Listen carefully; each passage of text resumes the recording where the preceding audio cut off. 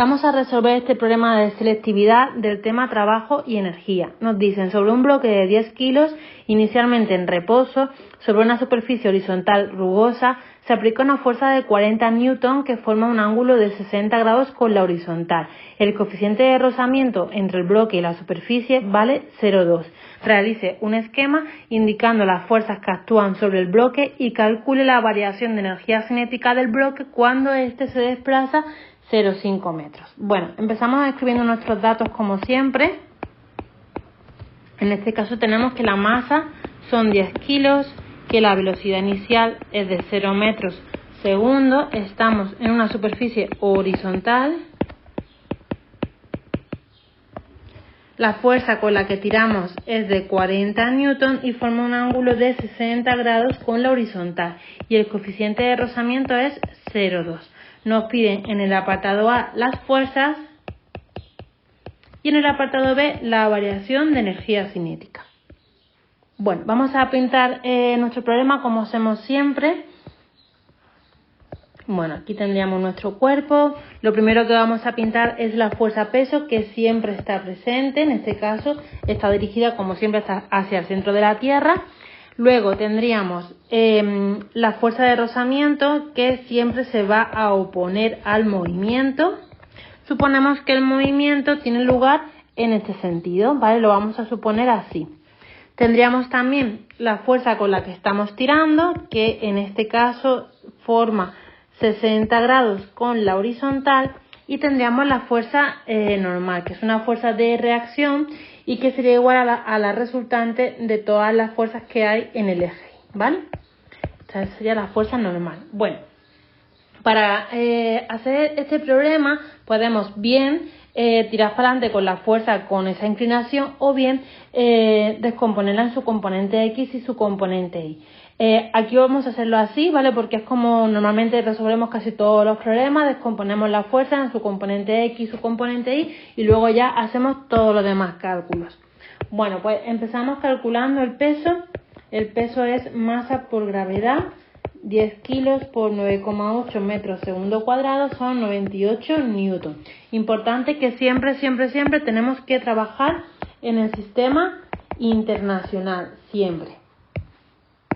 Bueno, como hemos dicho, la fuerza F vamos a descomponerla en su componente X y su componente Y. Tiene un valor de 40 newton y Fx será F por el coseno del ángulo y Fi va a ser F por el seno del ángulo, ¿vale? Tal y como vemos en el dibujo.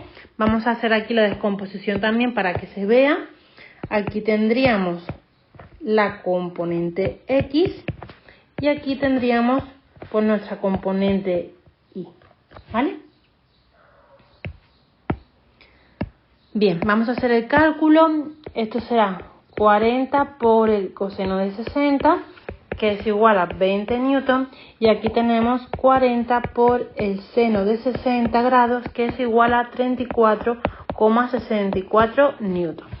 Bien, la fuerza normal en este caso va a ser igual, como siempre, a la resultante en el eje. Lo que pasa es que en este caso tenemos dos fuerzas, tenemos el peso y tenemos la componente Y.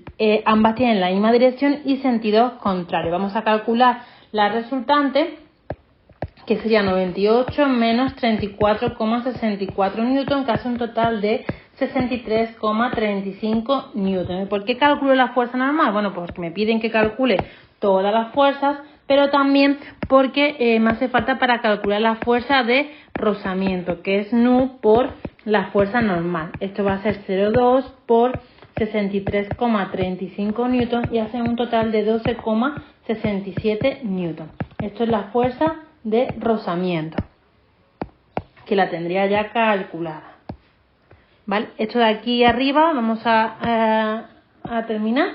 Es la fuerza normal, el primer apartado donde me piden todas las fuerzas. La fuerza normal igual, aquí vamos a quitar esto. Vale, tendríamos, esto es igual a Fx y esto es igual a Fi. Muy bien. Y el peso, que lo tenemos en la pantalla anterior.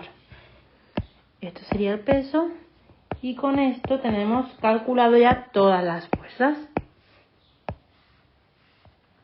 Tendríamos ya terminado el apartado A. Vamos con el apartado B.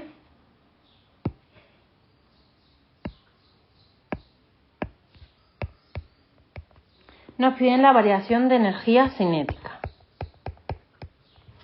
Cuando el móvil se ha desplazado 0,5 metros. Bueno, la variación de energía cinética es la energía cinética final menos la energía cinética inicial. También sabemos por teoría que la variación de energía cinética es igual a el trabajo, todo el trabajo de todas las fuerzas que están en nuestro problema.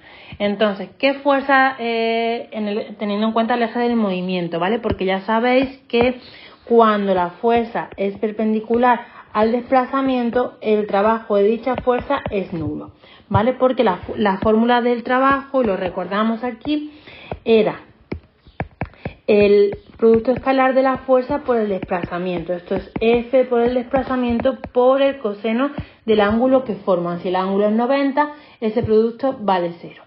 Bueno, entonces, ¿qué fuerzas van a entrar en juego? ¿Qué fuerzas tengo que tener en cuenta para ese cálculo de todo el trabajo? Pues voy a tener en cuenta el trabajo correspondiente a Fx y voy a tener en cuenta el trabajo de la fuerza de rozamiento. Así tendré lo siguiente: Fx por el desplazamiento, esto es Fx por el desplazamiento, ¿y qué ángulo forman? Pues forma un ángulo de 0 grados. Ahora lo vemos en el dibujo. La fuerza de rozamiento es la fuerza de rozamiento por el desplazamiento.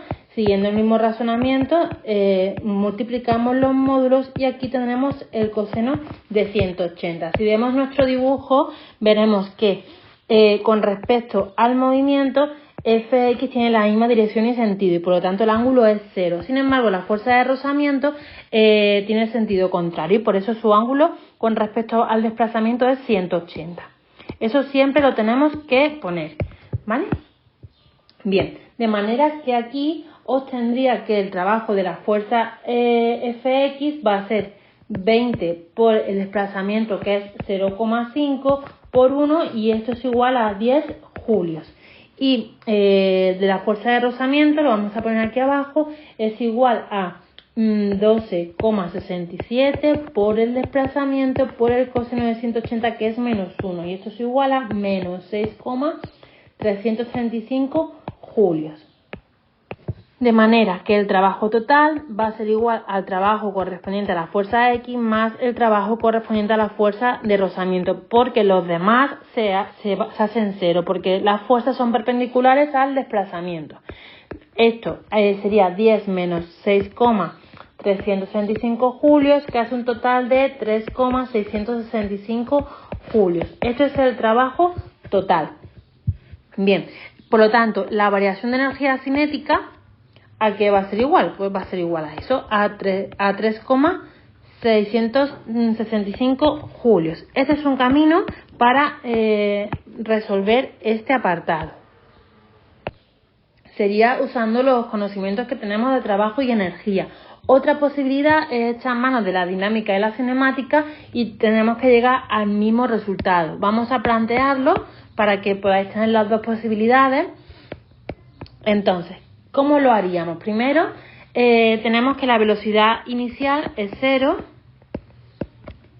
Esto me implica que la energía cinética inicial es 0 julios, porque la energía cinética, recordamos aquí que era un medio de la masa por la velocidad al cuadrado. Me hace falta calcular cuánto vale la velocidad final, ¿vale? Para poder obtener la energía cinética final.